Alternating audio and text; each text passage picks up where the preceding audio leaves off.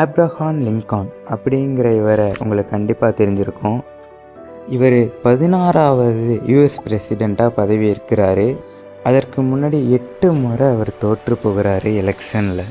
அவரோட கொள்கையே எல்லாருமே ஒற்றுமையாக இருக்கணும் மற்றும் அடிமைத்தனத்தையும் ஒழிக்கணும் அப்படின்றது தான் அவரோட கனவு. ஆனால் அவரை பிரசிடெண்ட் ஆக விடாமல் பல தடைகள் வந்தது. இருந்த போதிலும் அவரோட முயற்சியை கைவிடாமல் அவர் இப்போ பிரசிடெண்ட்டாக ஆகிறாரு.